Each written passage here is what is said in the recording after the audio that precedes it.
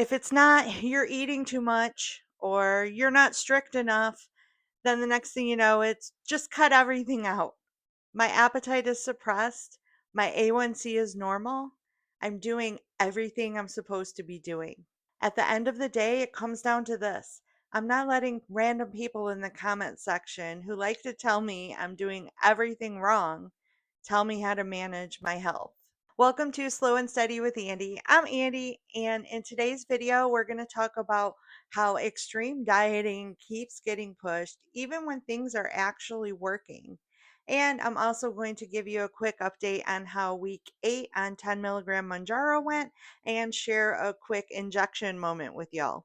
Why is it when weight loss is slow on a GLP-1, but so many other things are actually working, that the answer is still always more restriction? Eat less, cut all carbs, go stricter, do more. It never stops at you're doing fine.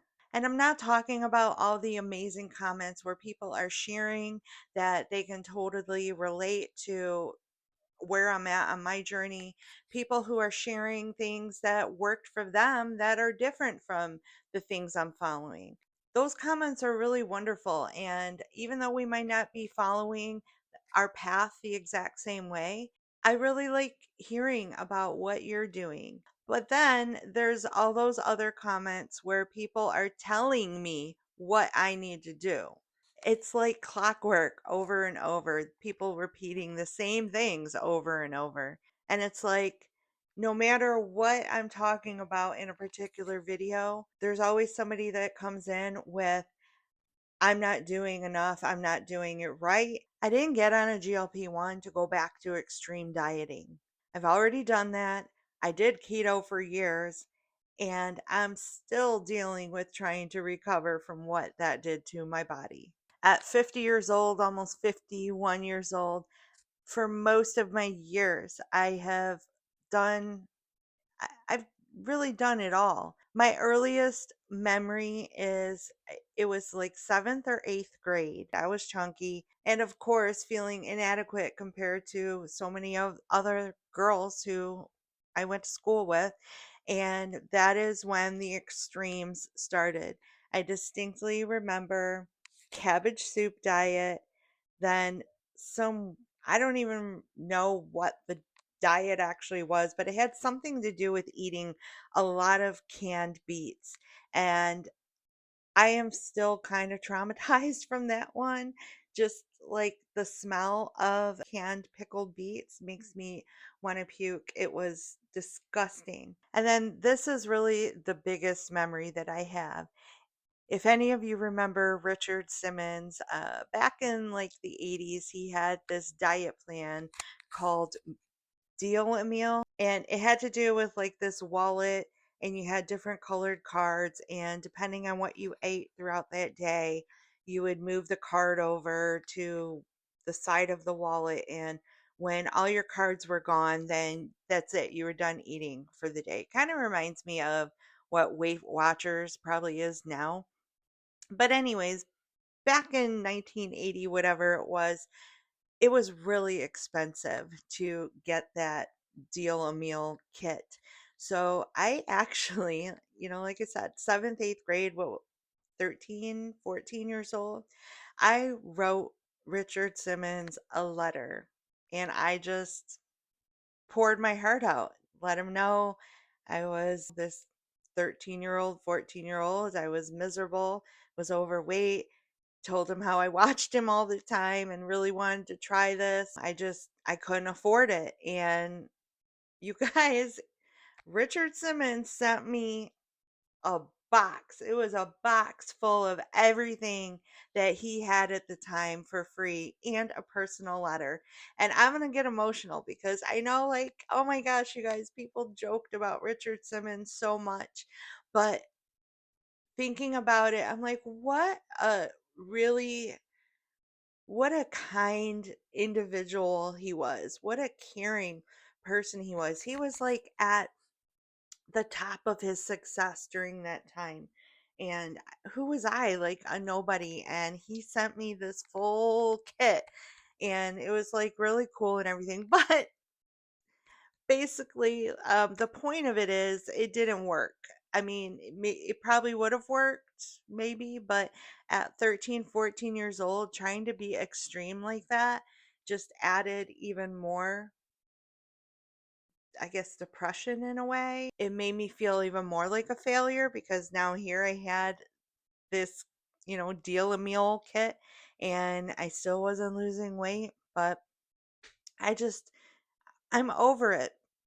Life is too short to be obsessing about food, whether it's obsessing about it because you're trying to starve yourself to lose weight or obsessing about it by trying to follow all these extreme diets and eliminating all these foods in order to try to lose weight. So now, where I'm at now in my life, at the advice of my doctor or nutritionist, I follow the diabetic plate method of eating. And it's a pretty simple method. It's you envision a plate, and half of it is green veggies, and then another part of it is your protein, and then another part of it is your healthy grains or carbs.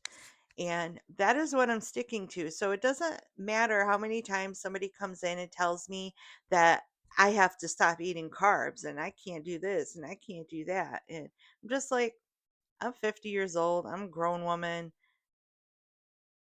I'm going to do what I want to do. And you do what you want to do. And that is fine. We don't have to do the same thing. And I guess it's a good time to just put in a little disclaimer that I'm sharing my journey.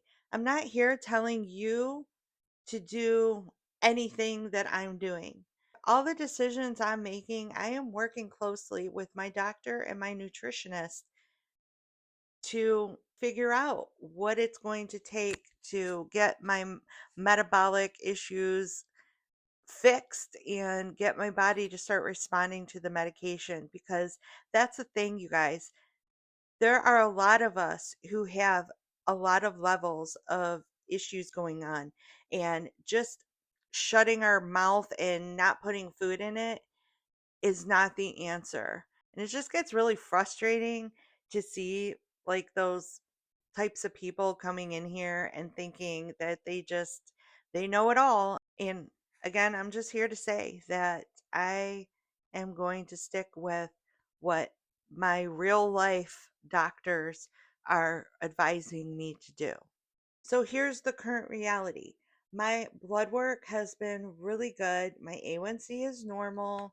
The medication is doing what it is designed to do. And according to my doctors, the answer is not to go extreme. So yesterday I had an appointment with my nutritionist and went over some things that I wanted to talk to her about. And I asked her about calories, and she said, I am not comfortable giving you a calorie count.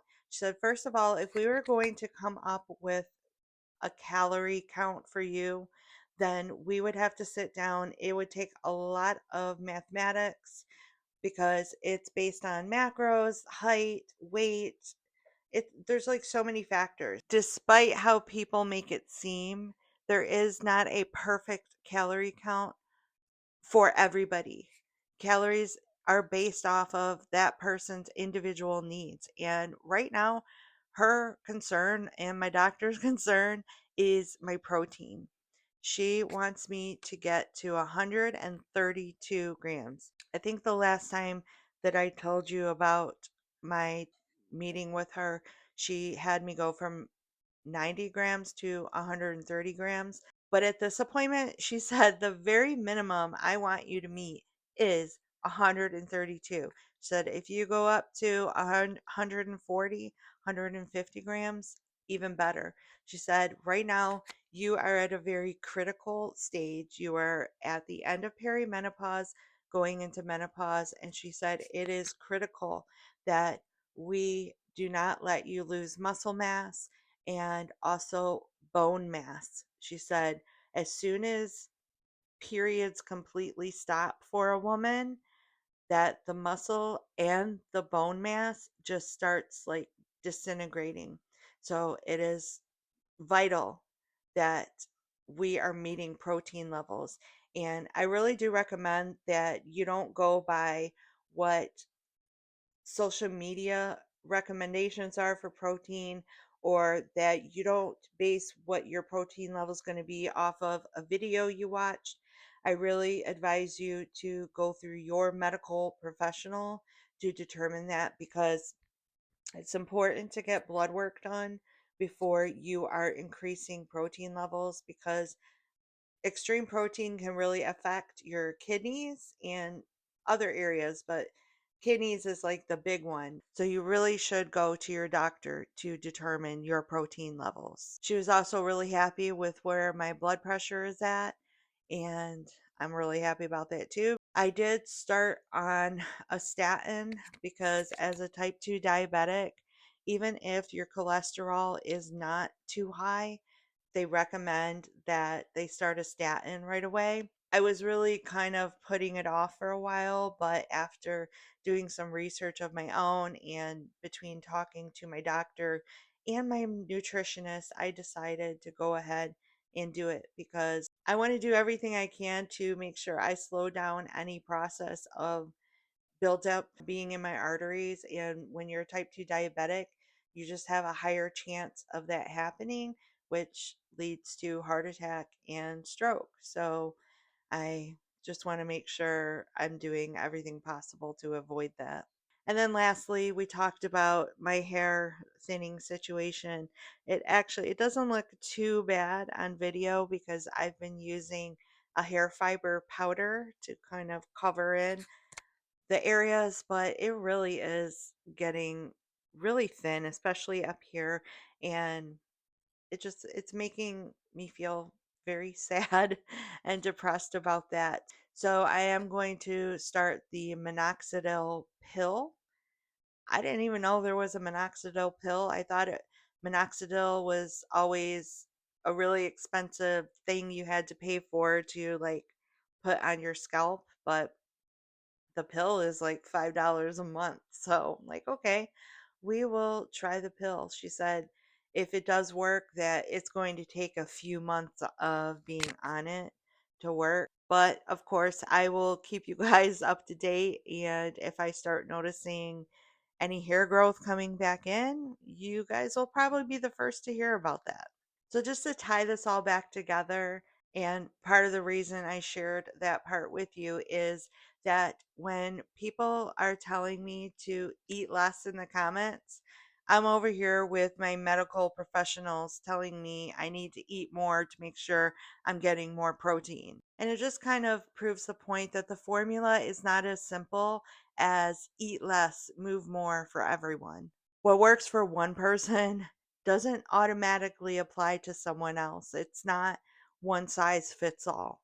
And apparently, what a lot of people, I don't know, just don't understand or just refuse to comprehend is that bodies are different. People at different ages and different stages of life have different things going on that cause medications or cause following a diet plan not to work as efficiently as it does for another person. All those factors really matter. That's why it's important to work with medical professionals and really learn what it is that your body is needing to start functioning. Because no matter what anybody can come in here and say and accuse me of overeating and all of that, I know that I'm not overeating. I know that I'm not snacking, and I don't want to say the word that rhymes with cringing. I know what I'm doing, and people around me know what I'm doing. And that is why I'm so frustrated, because it's almost a year now since I started Mounjaro, and I have made so many changes, and I'm still not getting the weight loss end of that. And that is why, for me, I want to be here sharing my journey, because I know, because I see it in the comments, there are so many of us going through the same thing. And I know that you probably feel the same thing, where I get so tired of people just assuming that I am the weight that I am because I have a food problem. That's really just such a simple mind frame to have. And that's why when those comments roll in, they're just gone. They have to go. Again, I'm not here telling anyone what they should or shouldn't do. I'm just sharing with you what I choose to do. And I'm choosing slow and steady over extreme. All right, so weekly update. This is what progress looks like for me right now. I will start off with my weight. And if you want to see what I weighed last week, go ahead and check out last week's video. I pretty much am, I think, the same weight. I know it sounds pretty bad, but I don't really remember what the weight was last week. I can go on the app, of course, and look and check it out, but I am just to a point where I'm not even obsessing about the weight. I was weighing in every morning, and now I'm to a point where I'm like, whatever. I'll weigh myself a few times a week just to see what's happening, but I've just come to a place of realizing that in order for me to have peace, I need to not see the weight every day, not focus on the weight, and just really focus on the non-scale victories that I consistently am seeing. My nutritionist literally just told me yesterday, she said, keep doing what you're doing. Don't get discouraged because we're just in that stage of trying to find the right components. And once we do, this is going to work and you are going to start seeing the weight melt off. And I can't wait for that day. As far as side effects, I seem to just be really gassy often. If you've watched some of my recent shorts that I posted, I've kind of been posting shorts making fun of that because it's just funny to make fun of farts and stuff. Just keeping it real. So yeah, that's pretty much the only side effect that I seem to have, and I'm okay with that. There could be a lot worse. As I explained to you in last week's video, my doctor did increase my dose to 12.5, but I still have a few of my 10 milligram pens, and you guys, those cost money. So I'm going to go ahead and finish off the 10 milligram before I move to the 12.5. So I think that's everything for the updates. Let me get my pen together and I'm going to do a quick injection with you guys before I let you go. Okay, 3, 2, 1, go. Ow.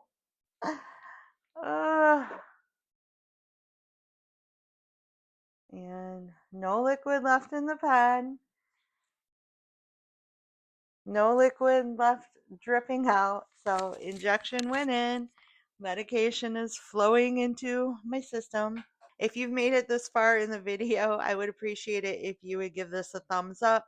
Definitely subscribe so you can hang out with me every week. And if YouTube prompts you to, please hit that hype button because it helps push these videos out to more people who really might need to hear that there's more of us out there like them going through this.